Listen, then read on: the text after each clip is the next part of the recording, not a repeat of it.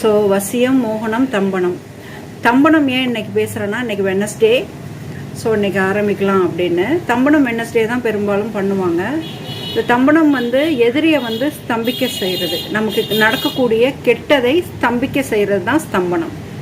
இது ஒரு தாந்திரிகம். இதுக்கு கர்த்தாவோட அம்மா பேர், அவரோட நட்சத்திரம், பச்சி பார்க்குறதுக்கு அவரோட நட்சத்திரம், மேற்கொண்டு சில மூலிகைகள், ஒவ்வொரு தம்பனத்துக்கும் ஒரு மூலிகை இருக்குது, ஒரு தெய்வம் இருக்குது. ஸோ அவங்கள வச்சு நம்ம இதை செய்கிறோம். இது தப்பு கிடையாது.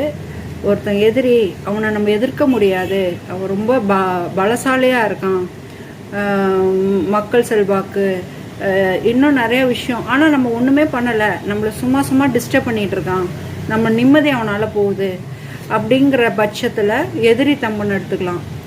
இல்லை ஒருத்தருக்கு ரொம்ப நோய் இருக்குது, அடிக்கடி ட்ரீட்மெண்ட் பண்ணிகிட்டே இருக்காங்க, அப்படிங்கிறவங்களுக்கு நோய் தம்பனம், நோய் நிறுத்துறதுக்கான தம்பனம் எடுத்துக்கலாம்.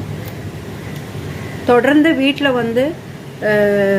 ஒரு திருப்தியற்ற நிலைமை இருக்குது அப்படின்னா, மகிழ்ச்சி அடையணுங்கிற பட்சத்தில் திருஷ்டி, ஏவல், பில்லி, சூன்யம் ஏதாச்சும் தாக்கியிருந்தால் அதை ஸ்தம்பிக்க செய்யலாம். ஸோ இது தம்பனம் பற்றின விஷயம். இதில் நிறைய மூலிகைகள்லாம் வச்சு நம்ம பண்ணுறது. நான் பண்ணும்போது எனக்கு ஸ்ரீ வித்யையில் 9வது வித்யையான ராஜமாதாங்கி எனக்கு சித்தியாயிருக்காங்க. ஸோ அவங்கள சித்தி பண்ணால் மற்ற மந்திரங்கள்லாம் ஒரு தடவை பண்ணால் போதும் அப்படின்னு சாஸ்திரம் சொல்லுது. ராஜமாதாங்கி சித்தியாகி அவங்க மந்திரத்தை லட்சம் தடவை உருவேற்றி சித்தி பண்ணிட்டோன்னா மற்றது எல்லாமே நம்ம ஒரு தடவை ஒரு மந்திரத்தை உச்சாரணம் பண்ணால் போதும் அப்படிங்கிறது வந்திருக்கு.